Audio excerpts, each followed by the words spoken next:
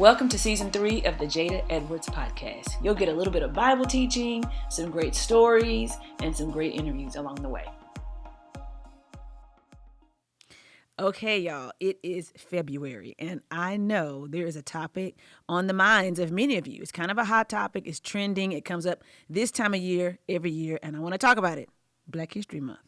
Okay, I'm kidding. I know that's not what y'all talking about. Y'all like, wait, dating and Valentine's. Black History Month is on my mind, but we're going to talk about dating and really how it relates to marriage and why we get so obsessed with it. So these questions come up all the time as I talk to people and they want to understand biblical dating. Things have just evolved over the years, even in the 21 years now that I've been married. Like the advice I would have given then has even had to have a little nuance added to it because people keep redefining how we build connection.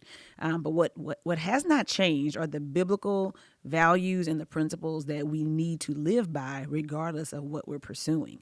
And so when I think about dating or when you're thinking about a relationship, make sure you are, first of all, thinking about that in the context of who you are as a believer.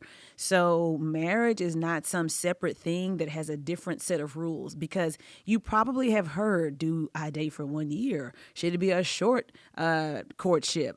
Do you kiss before you date? Do you kiss after you date? How will you know if you're compatible? Is there the one that God has for you? And what about if you're not equally yoked, which usually doesn't even mean what we think it means? All of these questions, don't do this, do this, make sure you this, group date, don't group date. I mean, there can be a million pieces of advice that people can give you about the logistics of a relationship.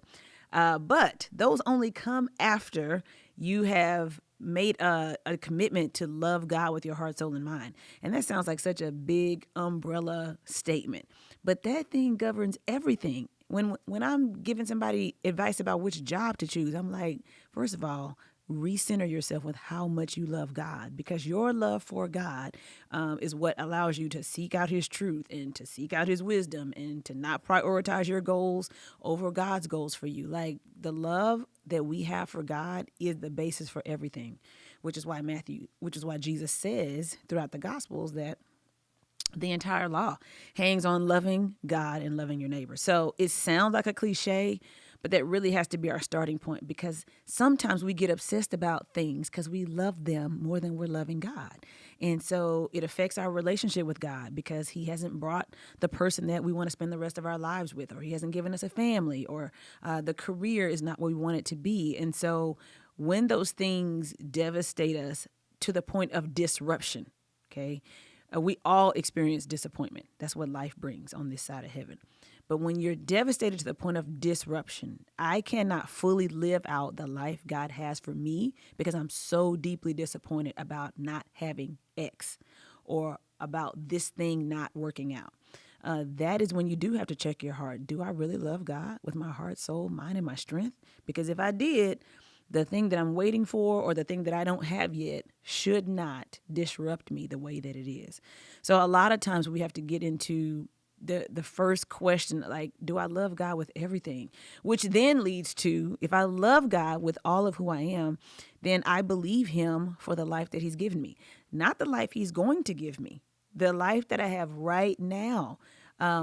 Even in the Corinthian church, Paul addressed the Corinthians in the first letter of Corinthians, and they were acting kind of crazy. Like the married people were getting divorced and the single people felt like they need to get married. And Paul was like, hey, whatever status you're in, remain as you are. These things have nothing to do with your faith in Jesus. People were acting crazy about marriage and divorce and just a whole lot of things. And he was like, as a matter of fact, it's better to remain single so you have an undivided devotion to the Lord. Now, I'm not here to say that you need to all be rejoicing if you're wanting to be married and you're not. I'm saying that biblically, we see that there's greater capacity when we're single. And so you don't want cultural values to trump what the Bible has shown to be true. Paul was trying to encourage them to be content wherever they are. My firm belief is that marriage, the change in marital status is not an upgrade. It's not an improvement. It's just a change. It's like I lived in one zip code, now I live in another zip code. I lived in this house, now I live in this house. It's just different houses. But the rules that govern your life really shouldn't change. And so love God with everything, which then leads to my next big idea And that's treasuring the life he's given you, because you have to be convinced that you don't need marriage, just like you don't need a bunch of other things that we aspire to or desire in life.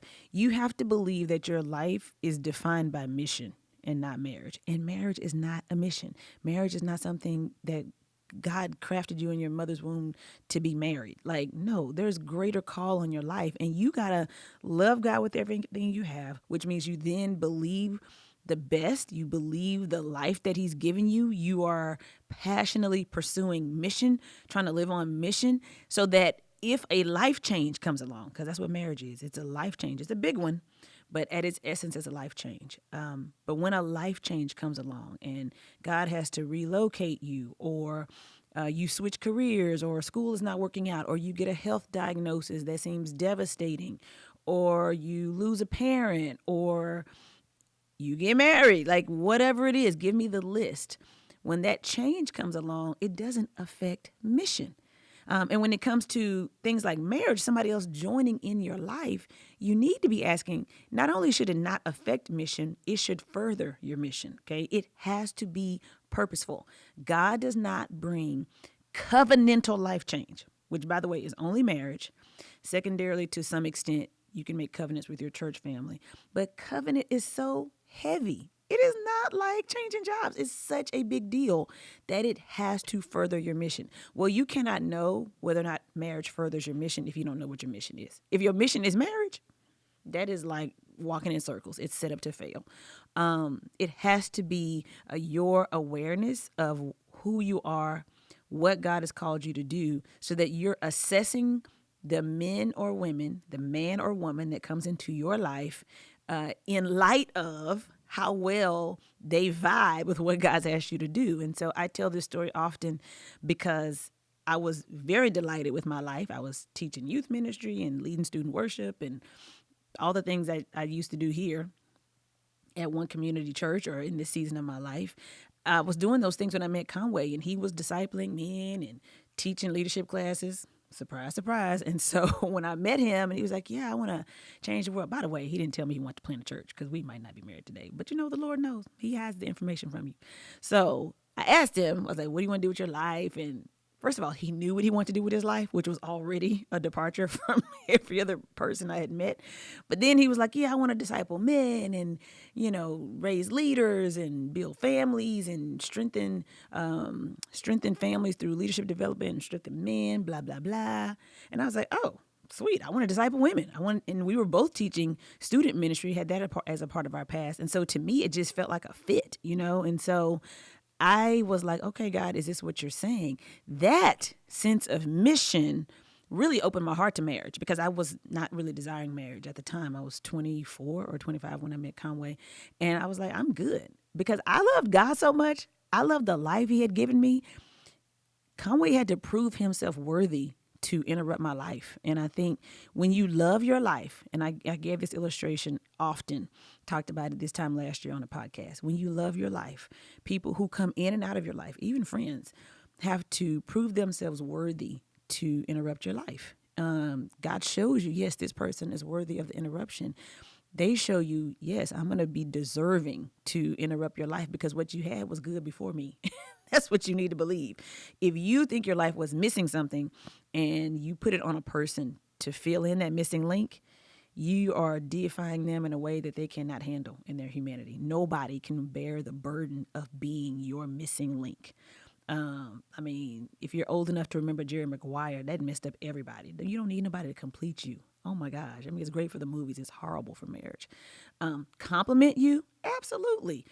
Partner with you for a mission that's going to be unique to both of you together? Great. But completion? That happened at the cross. So anyway, so love God, treasure the life you've been given. And then that helps you really kind of avoid this idolatry of marriage. I think our culture just idolizes marriage. I won't even say that. I think we idolize weddings. That's what I really think we idolize. And then after the engagement photos and the 57 events leading up to the wedding, and then the dress and the second dress and third dress and the change and the honeymoon, all these things, then you're like, oh, we married. We got to deal with this every day. And everyday marriage is not Instagrammable. Okay, the engagement party might be and honeymoon, and everybody's face would be, and the guys were clean and whatever. All that's great, but the real grind of living in relationship, nobody wants pictures of that. Then you don't have nothing to say till you hit anniversaries. So it's just like, okay. So I think we idolize that. And sometimes in the church, we can idolize marriage. We kind of think that that's a status, some level of completion. That is just a fallacy. It's just not true. And if you do that, you're going to be looking for the wrong things in marriage and really setting your marriage up to fail because it's not meant to be your God. Okay. All right. So love God, treasure the life, be on mission. Last thing I would say before I'm going to answer a few questions because we had some Q&A that we've accumulated over the last few months. The last thing I will say is lean hard into community. You need community. This need for community used to be intrinsic to the culture. I'm not even talking about all the way back to biblical times. I'm talking about even 1 or 2 generations ago where you had people and families who lived in larger groups and lived closer to each other. And you knew so-and-so's kid walking down the street, and you had aunties and grandmothers, and people at church could discipline you, and it didn't matter. You were accountable to every adult. And so you just had this broader sense of community. You had people who weren't related to you showing up to your football games and high school graduation because our sense of community was so different. Some of it came from just the way that we produced. Like when people had to work a lot, you needed that village to care for the children in groups, right? So a lot of people were raised next to or near their cousins, and it was just like you didn't even know your cousin, first cousin, third cousin. Is that my auntie? Is that my what? It didn't matter. It was just family, right?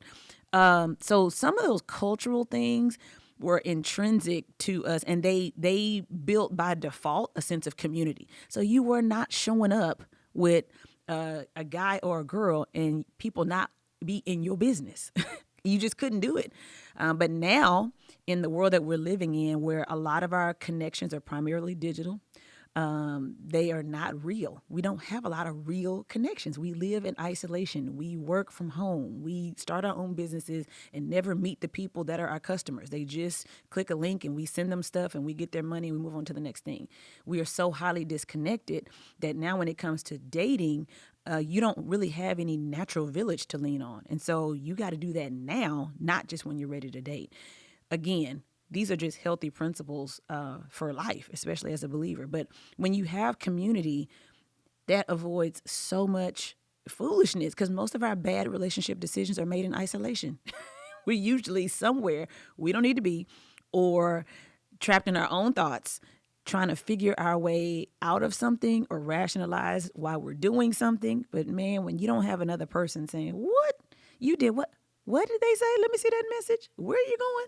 What time is it? Like asking those questions, then you can set yourself up for really bad decisions. And community serves that broader purpose, I think, of just being a natural filtering tool, because the person that you love and you think is amazing, you're going to have that one friend or that one cousin or one whatever, even if it's not your parents, they provide a collective spiritual covering. And they look at people and go, I'm not impressed, because they're not in love with them. They don't like them like you do. They just see them as somebody. They're trying to assess whether or not that person is worthy of you. They love you. And you need people that love you more than your love for the person you're dating, because we get blind. I mean, love, I'm telling you, it drops the IQ. That romantic love, I'm telling you, smart people do dumb things all the time. So leaning into community, loving God, treasuring your life, being on mission. Those are like foundational things you have to keep in mind. Now, I'm going to turn the corner because we had some specific questions come in. I'm going to try to hit a couple of those before we're done. How does Christian dating differ from worldly dating or dating in the culture? Again, I think it differs because it should be intentional. And so Conway and I wrote a book many, many years ago called When Love's in View. He wrote a follow-up book, I think, called After Love's in View or something. I can't remember all the title. He wrote 2 books on that. He just wrote Watch the Flags. We have several books on dating and relationships. So your guidelines, I don't think there's a prescription. I don't think there's a right or wrong way, how many months, how many weeks, how many days, like that. You need spiritual covering, wisdom, community. But it should differ in that it has a goal. The goal is is to determine whether or not you guys are supposed to be married.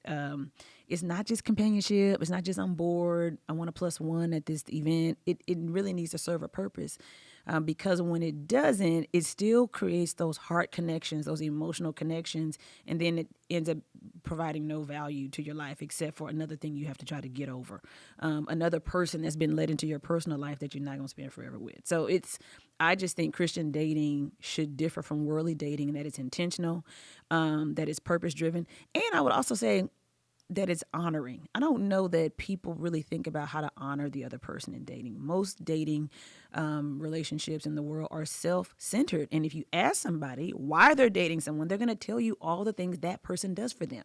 They make me feel this. They do this. I'm messy. She's neat. I'm scattered. He's driven. Like all of these things. So they really are dating the person because that person adds something to their lives. It's a very self-centered approach to dating. It's not an honoring that says, I see this person as a daughter or a son of God. They have their own mission. I have a mission. And I kind of think that maybe God can do something jointly with us on mission. And we're in the process of figuring that out with our community and through prayer and all that. It's usually like, how does this person upgrade my life?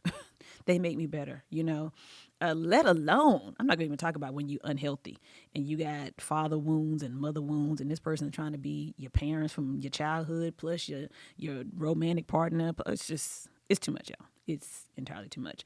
So Christian dating should differ. How do you know when God is sending? Here's the second question. How do you know when God is sending someone to you versus when it's your flesh? They probably met somebody real fine. I'm like, oh Lord, is that you? How do you know when God is sending you someone? That's a good question. I don't know that God sends romantic partners to other people. I think God just allows you to cross the paths of people who are believers, and then you get to decide. The beauty of the Gospels, even though the epistles, everything after the book of Acts, Romans through all the way before you get to Revelation, which is apocalyptic, but all the epistles that kind of get into practical Christian living, they give us a lot of details on things. The Gospels, super high level. Jesus was like, here's the doctrinal things you need to know. But even in the epistles, like nobody's like, let me tell you the rules to dating. I think there's some things that God is like, just be wise. Be wise. Are you treating this person like a brother or a sister in Christ? Are you staying focused on mission? If you're staying focused on everything God's called you to do, and that's still your number one passion, it'll be very difficult to have an unhealthy dating relationship. Because those things become unhealthy when our priorities and our energy starts to shift disproportionately to that relationship. So anyway, will God send you someone? I think God allows us to cross the paths of people all the time for various reasons. And then we get to decide what we're going to do with it. I don't think you're in sin if you had two people you were dating and you married one and not the other. They were both believers and, one didn't work out and one did. I don't think you're going to miss any rewards in heaven. Like God is like, live your life, marry believers, find people who are on mission. You think about even the friendship Paul and Barnabas talked about in the book of Acts. They went their separate ways, and we don't know why, and we don't know like if they really fell out or they just disagreed. But even in that separation, you saw there was value for their friendship for a season, and no blame was assigned to either one of them. It probably wasn't as nice, as amicable as it could have been, but I think that just happens sometimes. It don't mean that Barnabas was in sin to be Paul's friend. You just like, okay, it just didn't, that wasn't the lasting partnership that God had. Sometimes dating is like that. And when you do it in a way that's honoring, back to how Christian dating should differ. When you do it in a way that's honoring, you can end a dating relationship. You can decide mutually that this is not healthy to move forward, or it's just not a good fit, because I think it's okay. You need to be attracted. You need to like the person, okay? Some of y'all, trying to be so godly. Don't even like the person. Person make your skin crawl. Person is just like the most unattractive person to you in the world. And you're like, but they love Jesus. Okay, but also you have to like them. Y'all not having devotionals all day, every day. You need to like them. And on the whole earth, there's somebody that you like. Now, if you're not attracted to them for really shallow reasons, sure, you may spend a little bit of time asking God to open up your heart. Lord, is it just me? But if there's things that just turn you off, y'all, we are fleshly. We are weak. We're not perfect. Don't set yourself up to try to be godlier than you are by trying to get in some relationship and you know you're not really attracted. You don't have an affinity for the person.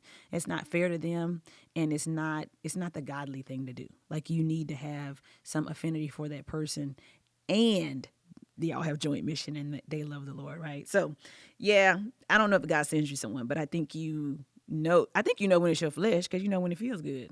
Shoots, y'all know. Okay, so shifting the mindset. How do we shift our mindset from being attracted to worldly traits of a man or a woman to godly traits? Again, those books that I mentioned, and we'll put these resources at the end of the podcast and drop them in our comments on the other platforms.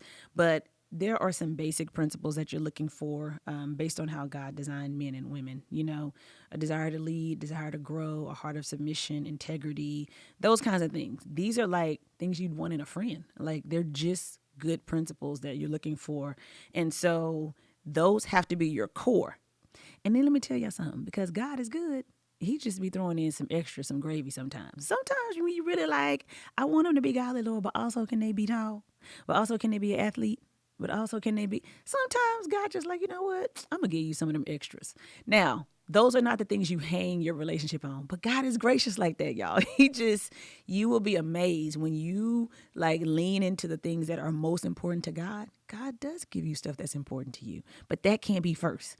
I've seen it happen too many times. I actually wrote in my journal that I wanted to marry a Jamaican. I don't know what happened. And it wasn't godly. I probably was just living ratchet. I probably came out of a reggae club. That's probably what happened. And one night had a moment.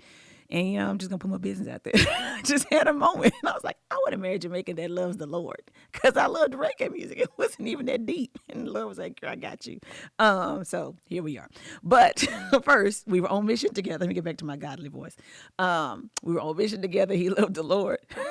Everybody back here is cracking up. They're like, Lord, she is ratchet. You know what? The Lord will use anybody. So anyway, I'm saying it's not that God's trying to punish you. He's not trying to, give you some very tight checklist and marriage is just miserable, but it's holy. No, like, God is the giver of good gifts. Like, he gives you people, allows you to meet people who love him and love you. And you want somebody that's adventurous, he might check that off the list. Or they might be an indoor person and you're the adventurer and you just do that with your friends. Well, who knows? But God will do it. So I think it's great to ask for all the things, but they need to be in the right order. Y'all, God will blow your mind. So anyway, how do you deal with comparing yourself? When everyone's engaged, just don't. Because here's the thing. Comparison, especially in the day and age we live in, is so deceiving. You're comparing 100% of your life to 2% of someone else's life.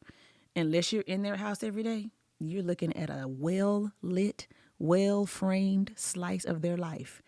And you're looking around all of your life. It will never measure up. Never.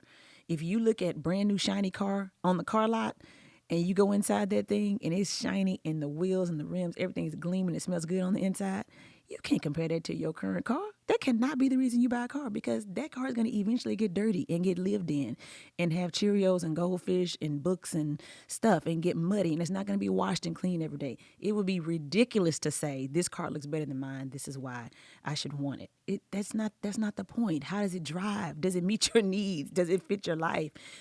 Comparison is such a deception because we are never comparing apples to apples. You don't live in somebody else's life. You are comparing the life you live to somebody else's life that you just see. It doesn't even make sense. So you've got to be able to tell yourself, I am setting myself up for a lie. There's no way I could compare my life to another person's based on the small slice, and now these days, the well-curated slice of life that you see. So that's a process that we just have to be free of. I have to tell myself sometimes when I'm looking at people's amazing kitchens and closets, I'm like, you know what? I believe that out of this frame, their house might look like mine. And I'm just going to be all right with that. They framed this thing up real well. The male is not in the picture and the shoes and socks, that's fine. I know. If you live, then I know what your house has to look like. So you just have to just tell yourself that what you're comparing yourself to is not real. So That's a thing that comes up too, because let me tell you something. If you don't get that, it's going to always be something, because you're going to get married and then you're going to start comparing yourself to the people who got pregnant, who had a baby, and then they're going to have a baby and you're going to like, oh, I had 2 boys. I want a boy and a girl. Dang, when do I get a girl? It's going to always be something. They in a 3-bedroom house. Dang, we still in an apartment, and so there's going to always be something if you don't really check yourself on going down that slippery slope of the deception, really, of comparison. Okay, and lastly, someone said, recommendations for vetting relationship partners. Well, the books that I mentioned and community can include, but is not limited to, spiritual covering. We talk about this in our books: spiritual covering, spiritual fathering, spiritual mothering, like having parents, having parental figures, aunties and uncles and mentor kind of figures who can guide you in that journey. Find a healthy married couple that you look up to and just talk to them. And y'all don't have to talk every day, but just say, hey, if you don't already have that in your biological father or someone in your family, just ask. Say, hey, when I start dating, are you okay if I run these people by you? It's okay. When I've had the women that I lead or women that I know come up to me and they start dating, the first thing I say is like, who are y'all talking to? What's the third party, wiser person who is not invested? They don't care either way, whether you get married or not. They just love you. They love you both. Who are you talking to? Because when that girl has questions or insecurities or doubts, or when he has questions, they need to be able to talk to somebody that's not each other. It's the only way you can protect the heart. When you're processing how to move forward in a relationship and questions to ask, you can't ask the other person that. Y'all can't not be figuring that out together, because no heart can survive that. And so when the relationship doesn't work out, you've shared all this relationship prep together and then you're gone. And so you can't protect a female's heart, men, and women, you can't protect your own heart, or the heart of a man. He may be the more emotionally aware one or sensitive one. You want to protect each other's hearts. And so it gives you a safe place when you have community that can help you vet potential partners. And it allows you to share your concerns with somebody other than the person you're dating and somebody other than your friends. The neutral party is important because your friends are going to always be like, you right. Whatever you just said, I agree. You may have some really good friends that know how to challenge you, but that neutral party, especially if that person is in a healthy marriage that you've been able to observe, they're going to give you wise counsel and allow you to protect the heart of the other person so you can speak freely to someone about that relationship. And so, highly recommend that. You'd be surprised how many godly men and women in church are willing and able and ready to give you that guidance because they don't want you to make mistakes that they've made or mistakes they know you can make. So make sure you find that to the best of your ability. All right, y'all, that's been a few snippets on dating, and I hope you have a fabulous February. And if you have no dates, great. God is still good. And if you have a couple dates, make sure they serve a purpose. In Jesus' name. See you next time. So I hope you enjoyed today's episode. If you did, make sure leave a comment, leave a review, share, subscribe, all the things, and we'll catch you next time.